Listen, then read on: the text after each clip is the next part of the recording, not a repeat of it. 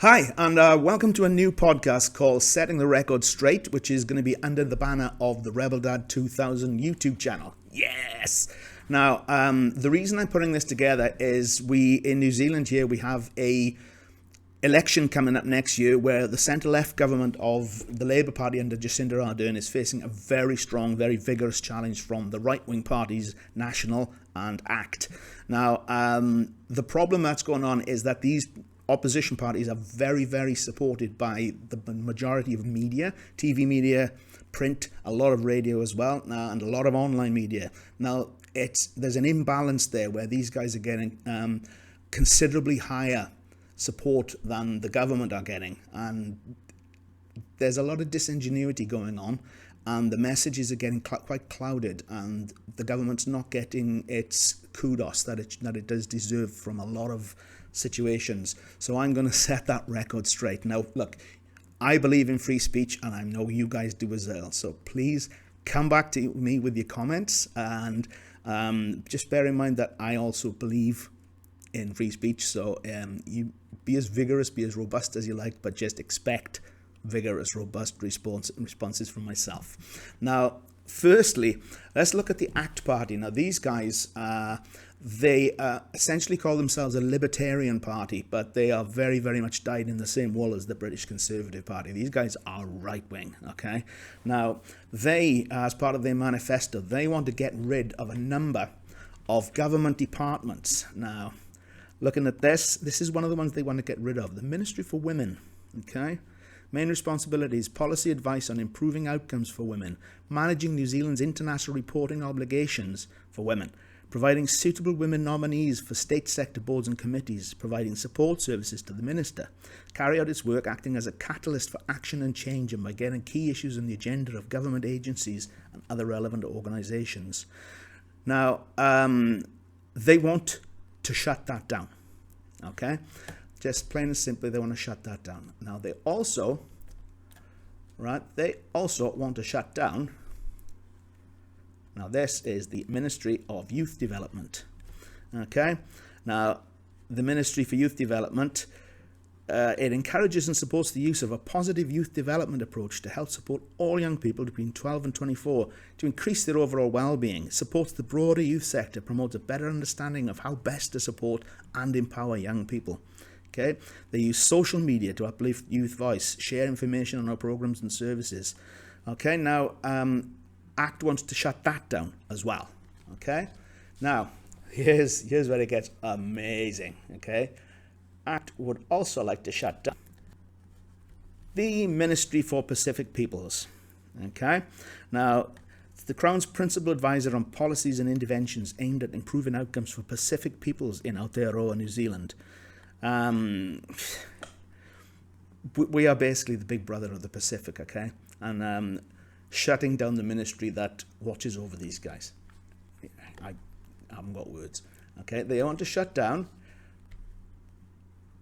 this as well. The Ministry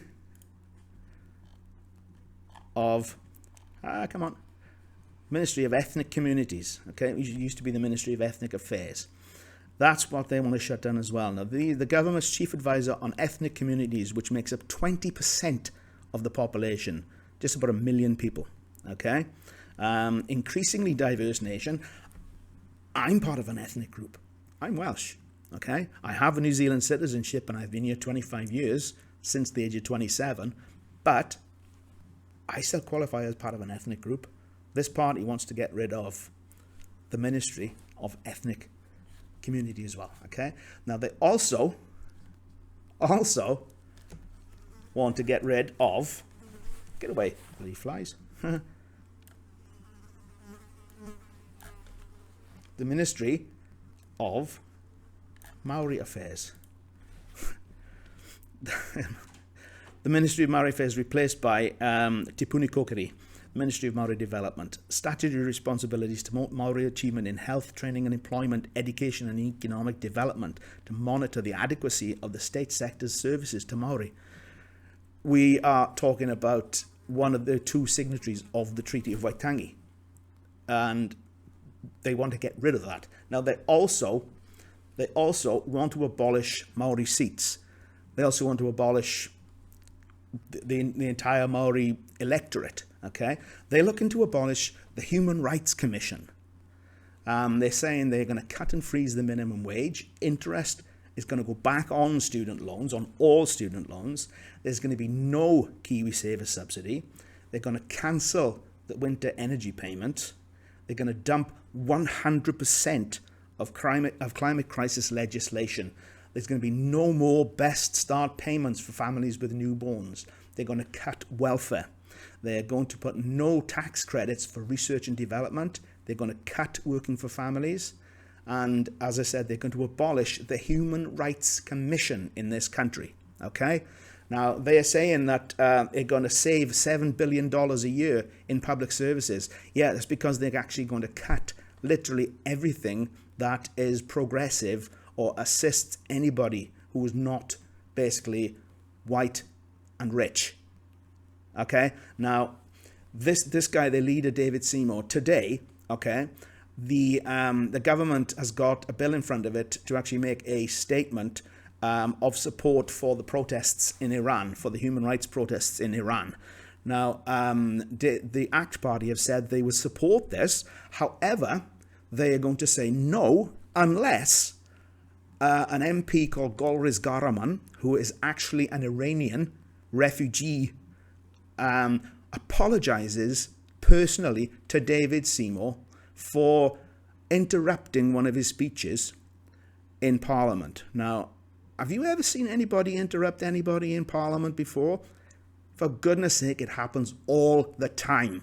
Now, this man is saying that he's going to stop this legislation from going through. He's going to stop the unanimous vote from every party from going through, right, unless somebody says sorry to him because he had his feelings hurt, because somebody exercised their right to free speech and it just happened to disagree with his. Now, you see, that, to me, is a petty little man. That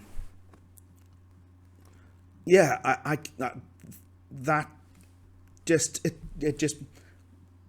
beggars belief with regard to this particular party, that that so many people actually support them.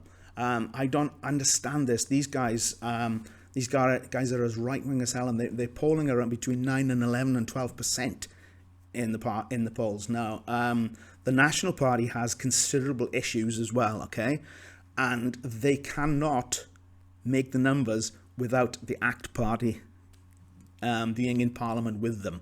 Now, the thing is, David Seymour has got a lot more political chops than Christopher Luxon, the leader of the National Party.